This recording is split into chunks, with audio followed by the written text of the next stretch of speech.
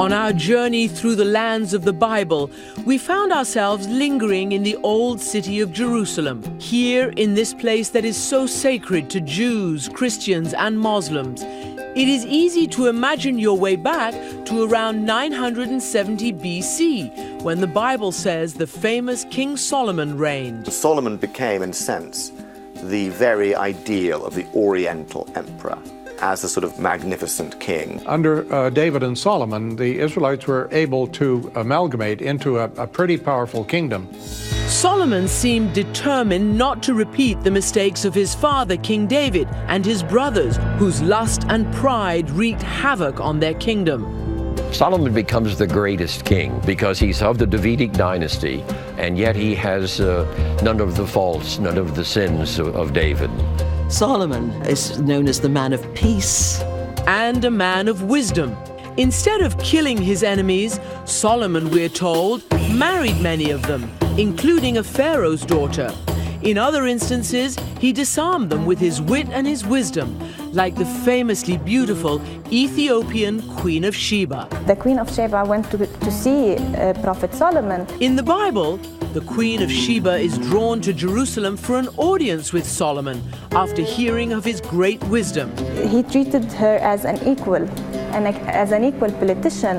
He was not surprised by the fact that she is a queen and that she rules a nation. According to Ethiopian tradition, during their meeting, Solomon and Sheba became lovers, and the Ethiopian royal family descends from their union. When the Quran gives you this example of such a powerful female ruler, this inspires me. This tells me that I have a place in the world of politics.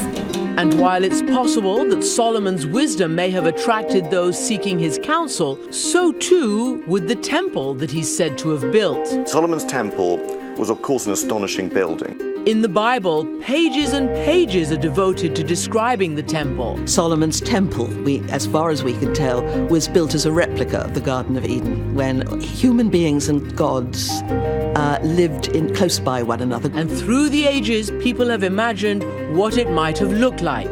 It's a very common human yearning to feel that God is here among us, and that in this abode we have built, that is where God dwells with us on earth. And the Bible says that Solomon placed the Ark of the Covenant at the center of the temple in the most sacred spot.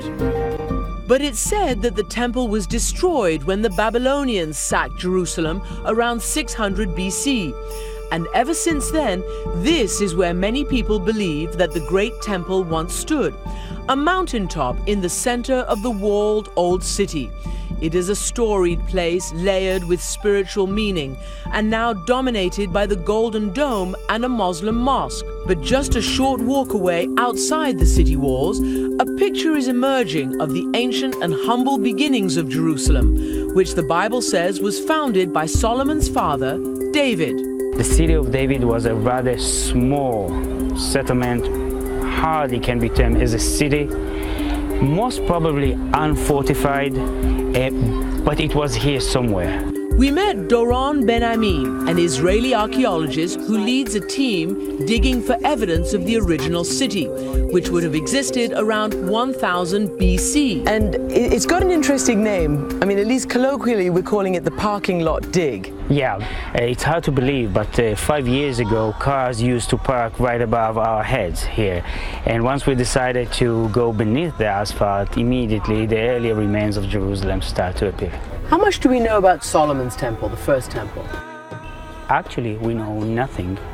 If not the biblical account, we had absolutely no proof about the building itself. But they say they're getting closer. We know that from the 9th century on, just a bit after the time of Solomon, most of the things that are told in the Bible are historically correct, most of them. But we are still left with a huge, large question mark regarding the time of David and Solomon. One day maybe you'll find out. Or not. This is also an answer. Today, Jews pray at the only wall that remains of the Second Temple that was built later and also destroyed, The idea of the first temple was so powerful that for thousands of years, people of different faiths have considered that same spot sacred. Even Muslims decided to build their sacred building on the same spot, on the same hill. Even though evidence of the temple or the man himself hasn't been found, most scholars believe there was a Solomon. But not the larger-than-life Solomon in the Hebrew Bible did not exist. He did not rule a vast kingdom. He did not build a huge capital city in Jerusalem. He was not a nationally or internationally known figure. Even though the wisdom of Solomon is legendary, it turns out, like his father, he had flaws too. His government is inflated. He runs it according to corvée, according to forced labor. He's marrying and marrying hundreds of wives and hundreds of concubines, who, as the Bible say, took his heart astray. The wives Solomon took to enhance ties with foreign kingdoms turned him to their idols and eventually corrupted his own relationship with God. And the story of Solomon's downfall is an interesting window into the religious practices of the early Israelites. People worshipped many gods. You could pick them up, you could see them, you could pray to them and expect that they would have effect. This wasn't the Judaism that we know today. Archaeologists have found evidence that the Israelites worshipped idols before David and until the time of Jesus. There are those who say, I suspect somewhat metaphorically, that we still worship false idols, whether it's money or fame or a big house or the right fashion, just the right pair of shoes. All of these could also be false idols. So it seems that despite Solomon's best efforts, he too was a disappointment. And before he died, as a punishment, God told him the kingdom he loved would be no more.